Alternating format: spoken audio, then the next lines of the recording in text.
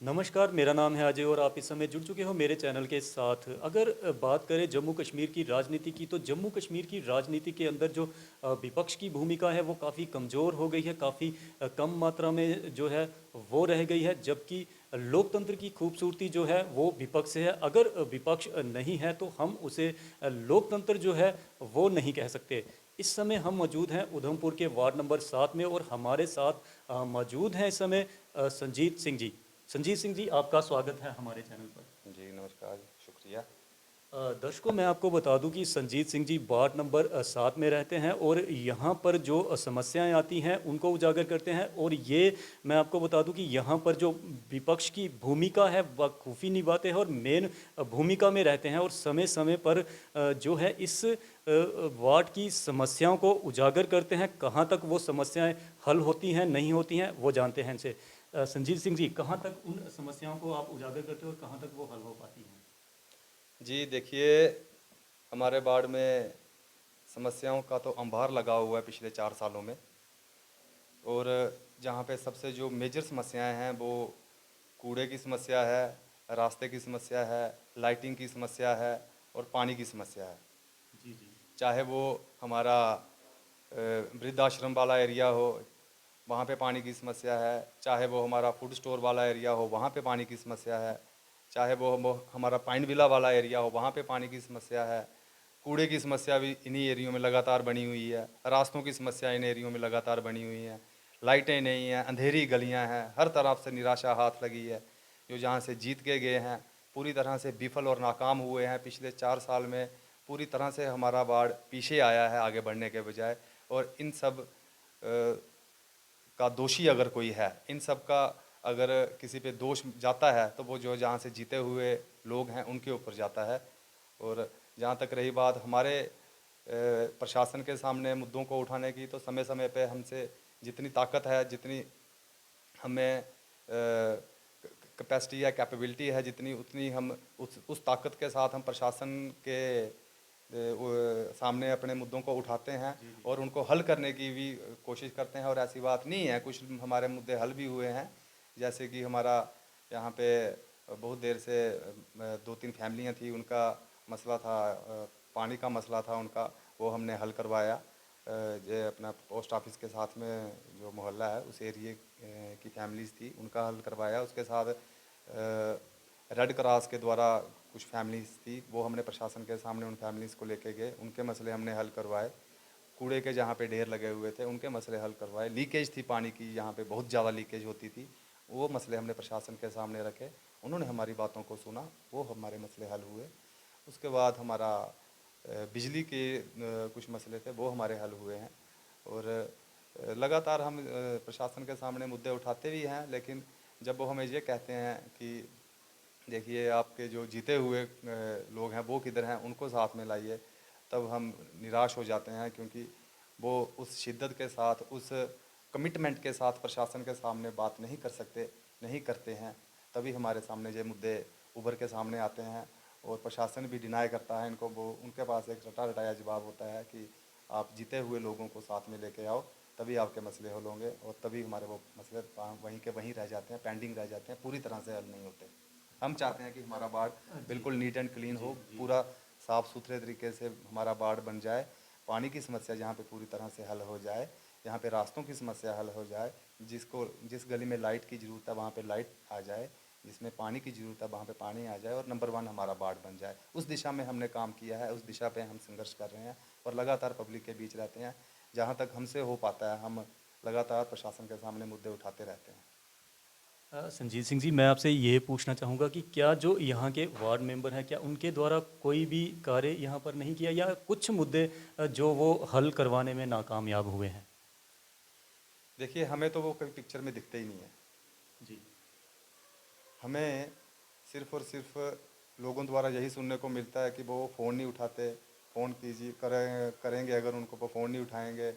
तो जब फ़ोन ही नहीं उठाएंगे, इस कम्युनिकेशन, फास्ट कम्युनिकेशन के दौर में फ़ोन ही एकमात्र रास्ता है एक दूसरे से जुड़ने का। अगर फ़ोन ही नहीं उठाओगे तो कहाँ वो लोगों की समस्याओं को सुनेंगे और कहाँ पे उनको हल करेंगे। तो मुझे लगता है उनको पब्लिक के फ़ोन उठाने चाहिए और उनको पब्लिक के मुद्दों को हल करने की दिशा में जी कार्य करना चाहिए, जो अभी तक नहीं हुआ है।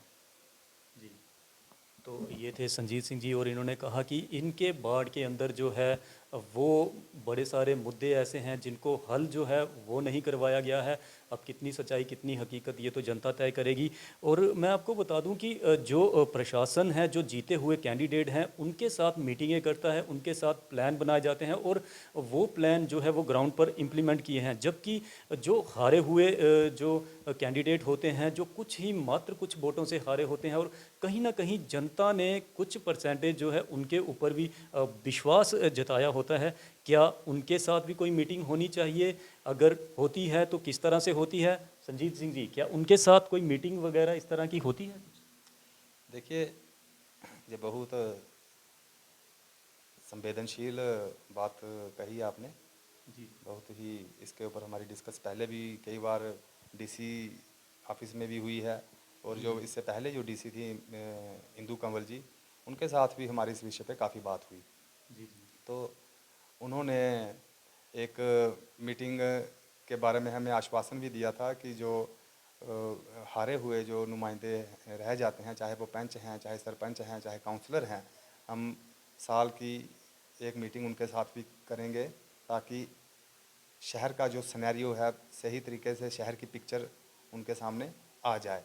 वो क्या चाहते हैं और जो जीतने वाले हैं वो क्या चाहते हैं, और सही में पता चले कि एक्चुअल में कौन सी दिशा में हम काम करें, ताकि हमारा काम का ज़्यादा से ज़्यादा लाभ लोगों को हो सके। तो इस विषय पे हमने काफ़ी डीसी मैम से बात की। इंदु कंवल जी ने इसके ऊपर हमें भरोसा भी दिलाया था, लेकिन इन बिटवीन वो ट्रांसफ़र हो गई, फिर अब नहीं आई हैं। तो खैर, जो होनी चाहिए इस विषय पे मैं तो यही कहूँगा कि बिल्कुल बहुत ज़रूरी है। वो जब इस तरह की मीटिंगें जब प्रशासन ले, तो सच्चाई सबके सामने आ जाती है, प्रशासन के सामने भी आती है, और प्रशासन फिर अच्छे से सही तरीके से निर्णय ले सकता है कि वाकई में जो एक्चुअल में नीडी लोग हैं उन तक पहुंचता है, और उन तक अपने योजनाओं को पहुंचाने में वो सफल रहता है। तो ये होनी चाहिए। जी जी। तो दर्शकों, मैं आपको बता दूं कि बात चल रही है विपक्ष की, और विपक्ष अगर विपक्ष वही होता है जो हारा होता है, वो विपक्ष में बैठता है और कहीं ना कहीं सत्ताधारी पार्टी को वो खींच के रखता है, उनकी जो कमियां हैं उनको उजागर करता है। तो इन्होंने बताया कि उनको भी जो है मीटिंग में शामिल किया जाए, उनका रोल जो है वो रहना चाहिए। तो मैं आपको बता दूं कि जो ये संजीत सिंह जी हैं, इन्होंने पहले भी जो है वो इलेक्शन लड़ी है, इंडिपेंडेंट इलेक्शन जो इन्होंने लड़ी है। अब क्या संजीत सिंह जो हैं वो किसी पार्टी का आने वाले समय में दामन थामेंगे, या फिर इंडिपेंडेंट ही उनकी लड़ाई जो है वो जारी रहेगी? संजीत सिंह जी। जी देखिए, हम कोई इतने बड़े नेता तो नहीं हैं कि हमारे जाने से कोई पार्टी बहुत मजबूत हो जाएगी और नहीं जाने से बहुत कमज़ोर हो जाएगी। तो मैं तो ये समझता हूँ कि मेरे लोग ही मेरी पार्टी हैं। जी तो लोगों से, अपने साथियों से डिस्कस करके जो भी विचार विमर्श करके रिज़ल्ट निकलेगा, तो उसी के अनुरूप हम फैसला लेंगे। मैं सिंगल अपने लेवल पे फैसला नहीं ले सकता इस बारे में।